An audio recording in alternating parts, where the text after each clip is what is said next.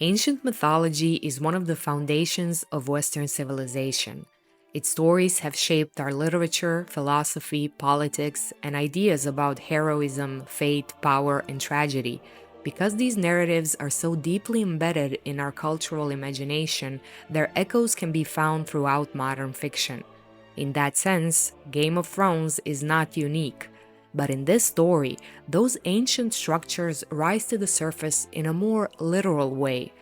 Sometimes entire dramatic situations seem to echo stories from Greek and Roman antiquity. These are striking examples of how ancient stories continue to reappear in new forms. So today, we are looking at 3 moments in Game of Thrones that feel remarkably familiar when placed beside the myths, tragedies, and legends of the ancient world. Number 1. Jon and Ygritte as Aeneas and Dido. Dido and the Trojan captain take refuge in the same cavern. Primeval Earth and Juno, the bridesmaid, give the sign. Fires flash out high in air, witnessing the union, and nymphs cry aloud on the mountain top. That day opened the gate of death and the springs of ill. For now Dido recks not of eye or tongue, nor sets her heart on love in secret. She calls it marriage, and with this name veils her fall. With these verses from Book 4 of the Aeneid, Virgil describes the intimacy shared by Aeneas and Dido in a mountain cave. The scene recalls Jon and Ygritte's relationship on several levels. It is also in a cave that Jon and Ygritte sleep together for the first time, and the cave continues to matter long after they leave it. It's remembered not simply as the place where they became lovers, but as a refuge from the violence and conflict of the outside world, an idealized place associated with the happiest part of their relationship. But the parallel goes further. In both stories, the cave is also where the women begin to understand the relationship as a commitment. Dido calls it marriage. Ygritte puts it more simply. You're mine, and I'm yours. And in both cases, the man ultimately chooses duty over that commitment. Aeneas is a Trojan survivor traveling toward Italy, where fate has assigned him a larger destiny. A storm drives him off course to Carthage, where he meets Queen Dido and the two fall in love. But the gods eventually remind him that his duty lies elsewhere and that he must continue his journey. Jon faces a similar choice. Whatever he feels for Ygritte, he still belongs to the Night's Watch. When the moment comes, he returns to the wall, choosing his duty over the life he might have had with her. The reaction to that choice is strikingly similar. In both stories, wounded love turns into a desire to strike back. This is how Virgil describes Dido when she realizes Aeneas is leaving. Thrice and 4 times she struck her hand on her lovely breast and rent her yellow hair. God, she cries, shall he go? Shall an alien make mock of our realm? Will they not issue in armed pursuit from all the city and some launch ships from the dockyards? Go, bring fire in haste, serve weapons, swing out the oars. Her grief finds expression in violence. She wants him pursued, she wants weapons taken up. And when she can no longer stop his departure, she turns that anger into a curse, calling on the gods to ensure that there will never be peace between his people and hers. Ygritte's response is less elaborate, but emotionally very close.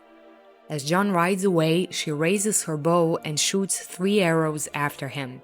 Rose Leslie's beautiful performance makes the mixture of pain, anger, and helplessness visible on Ygritte's face. Here too, strong emotions previously expressed as love and commitment find expression through a desire to hurt the man who left her. Dido sends a curse after Aeneas.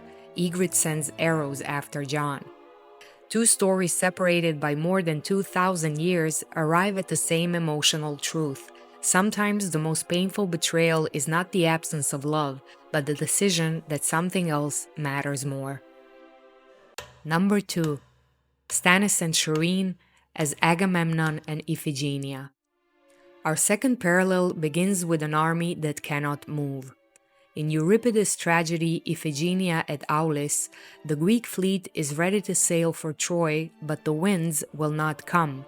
The expedition is stalled, and the prophet Calchas reveals the price of setting it in motion again.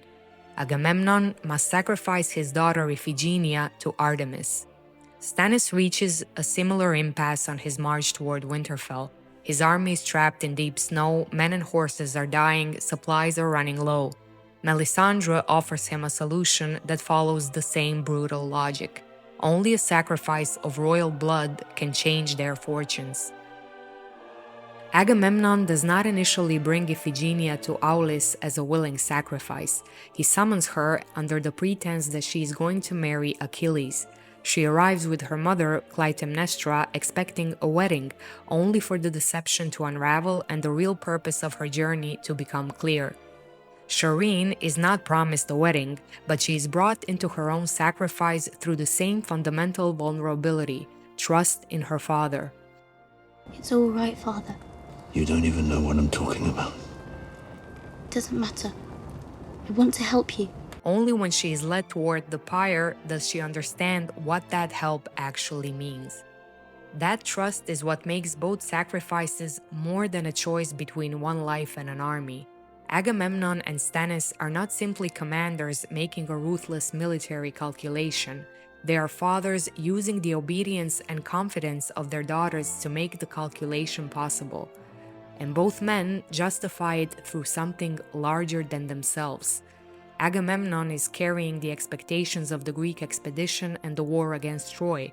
Stannis has spent years defining himself through duty and his claim to the throne.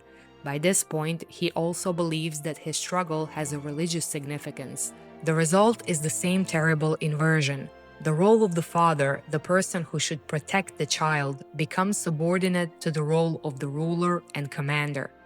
Both stories ask how far a leader can go once he convinces himself that a larger cause justifies an intimate act of cruelty. If a man knows what he is and remains true to himself, he must fulfill his destiny. But this is where the parallel becomes more than the image of a daughter at an altar. In both cases, the sacrifice succeeds at the level of the immediate problem and fails at the level of the larger goal. The wind comes for Agamemnon, the snow melts for Stannis, but the act that was supposed to move each father closer to victory ultimately helps bring about his ruin. Stannis has solved one problem by creating several others. Selyse hangs herself, large numbers of his soldiers desert, Melisandre abandons the camp. By the time Stannis reaches Winterfell, the army for which he sacrificed his daughter has largely fallen apart in the aftermath of this sacrifice. Agamemnon's choice will eventually return home with him, where Clytemnestra kills him in revenge for what he did to their daughter.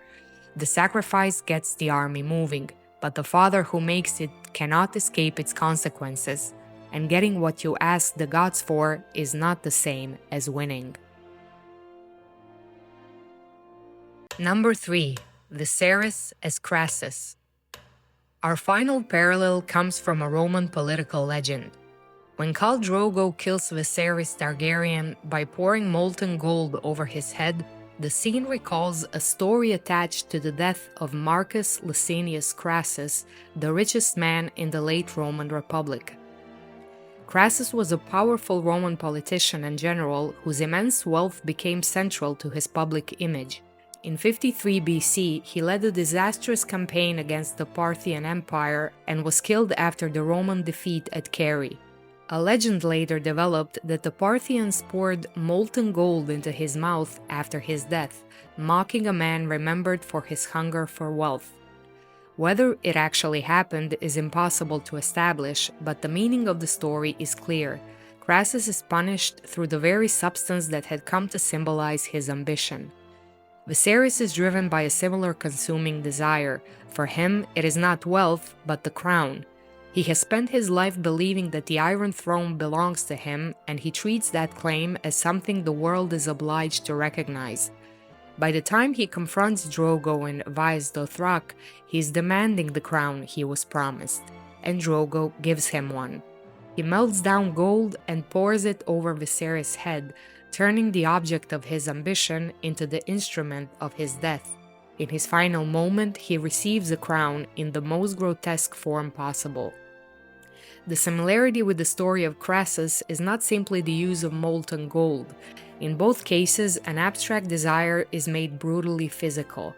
Wealth is forced into Crassus' mouth, and kingship is poured over Viserys' head. The punishment takes the form of the very thing that had come to define each man. These ancient myths endure because they reflect the darkest, most complex parts of human nature. Centuries may pass, and the medium of storytelling may change from epic poetry to premium television, but the irresistibility of these stories of love, duty, and ambition remains undeniable. If you enjoyed this foray into the mythology of Westeros, let me know in the comments below. Which other mythological parallels did you spot in the show? Don't forget to subscribe for more video essays. See you in the next one.